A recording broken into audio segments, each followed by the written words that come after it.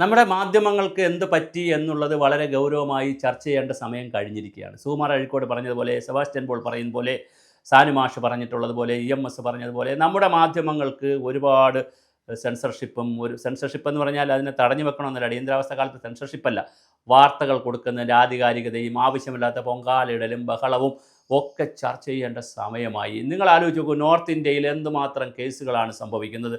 അവിടെ രണ്ട് സന്യാസിമാരെയാണ് ഇതുപോലെ അറസ്റ്റ് ചെയ്തിരുന്നെങ്കിൽ എത്രയോ സന്യാസിമാരെ അറസ്റ്റ് ചെയ്തു. കാഞ്ചി കാമകോടിയെ പിന്നെ ബാംഗ്ലൂരിൽ നിന്ന് കാഞ്ചി കാമകോടി മഠാധിപതിയെ അറസ്റ്റ് ചെയ്തുകൊണ്ട് പോയി തമിഴ്നാട്ടിൽ ജയലളിതയുടെ പോലീസ് പോയി അറസ്റ്റ് ചെയ്തു.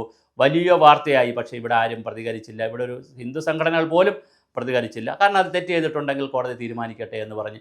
അങ്ങനെ അവിടെ എത്രയോ സന്യാസിമാരെ പിടിക്കുന്നു, എത്രയോ കന്യാസ്ത്രീകളെ പിടിക്കുന്നു, എത്രയോ ആളുകളെ പിടിക്കുന്നു. അവരെ നമ്മുടെ പിന്നെ അച്ഛന്മാരെ പിടിക്കുന്നു, പാസ്റ്റർമാരെ പിടിക്കുന്നു, വൈദികന്മാരെ പിടിക്കുന്നു, എത്രയോ ആളുകൾ അറസ്റ്റ് ചെയ്യുന്നു. പക്ഷേ തീർച്ചയായിട്ടും അങ്ങനെ അറസ്റ്റ് ചെയ്യുന്നവരെ സഹായിക്കാൻ വേണ്ടി ആരെങ്കിലും വിളിച്ച്, ഇപ്പോൾ BJP അവിടെ ജാർഖണ്ഡ് ഭരിക്കുന്നത് കൊണ്ട്, നമ്മുടെ ഛത്തീസ്ഗഡ് ഭരിക്കുന്നത് കൊണ്ട്, കേന്ദ്രം BJP ഭരിക്കുന്നത് കൊണ്ട് എന്തെങ്കിലും സഹായം കിട്ടുമോ എന്നറിയാൻ വേണ്ടി BJPക്കാർ പോയി സഹായിക്കും. That's okay.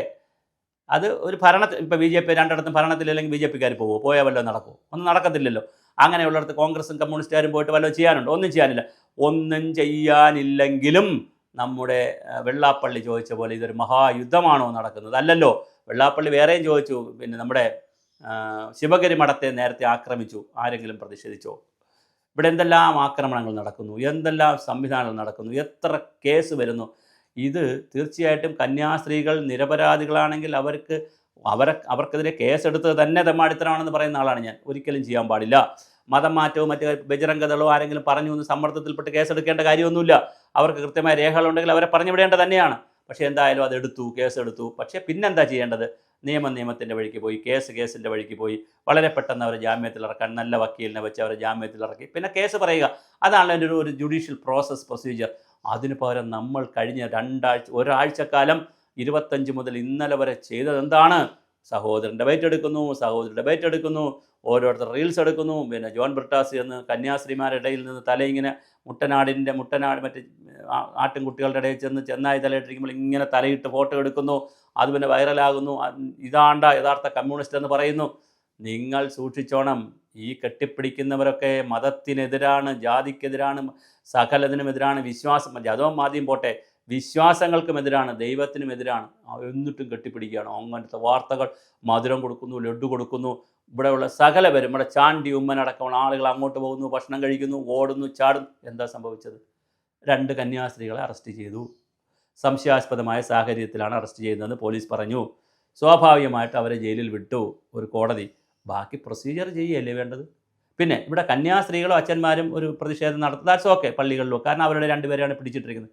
അത് മനസ്സിലാവും. പക്ഷേ ഇവിടുത്തെ രാഷ്ട്രീയക്കാരെല്ലാവരും, ഇവിടുത്തെ മീഡിയകൾ എല്ലാം കൂടി അങ്ങ് പൊങ്കാലയ്ക്ക് ഇറങ്ങുകയാണ്. ആറ്റുകാൽ പൊങ്കാല പോലെ അങ്ങ് ഇറങ്ങുകയാണ്.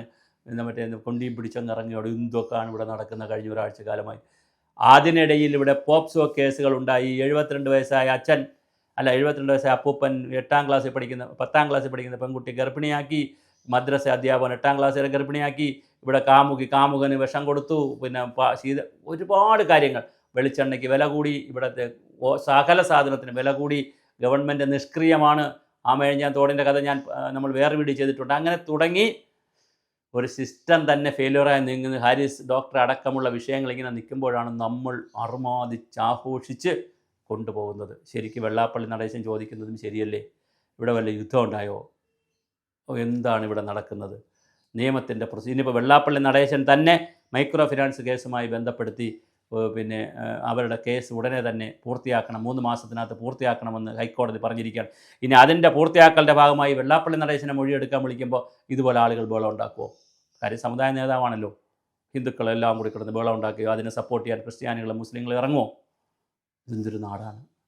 തെറ്റ് ചെയ്തിട്ടുണ്ടെങ്കിലോ, തെറ്റ് ചെയ്തെന്ന് സംശയമുണ്ടെങ്കിലോ, സംശയാസ്പദമായ സാഹചര്യത്തിലുണ്ടെങ്കിലോ പോലീസും കോടതിയൊക്കെ അത് അന്വേഷിക്കും. അവരത് അന്വേഷിക്കട്ടെ. ശരിതയുണ്ടെങ്കിൽ നടക്കട്ടെ, തെറ്റുണ്ടെങ്കിൽ അതിൻ്റെ തിരുത്തലുണ്ടാകട്ടെ. ഇതല്ലേ നമ്മൾ ചിന്തിക്കേണ്ടത്. പക്ഷെ നിർഭാഗ്യവശാൽ അങ്ങനെയൊന്നുമല്ല. ഞാനീ പറഞ്ഞ പോലെ വെള്ളാപ്പള്ളി സൂചിപ്പിച്ചവരുടെ മഹായുദ്ധമൊന്നുമില്ല.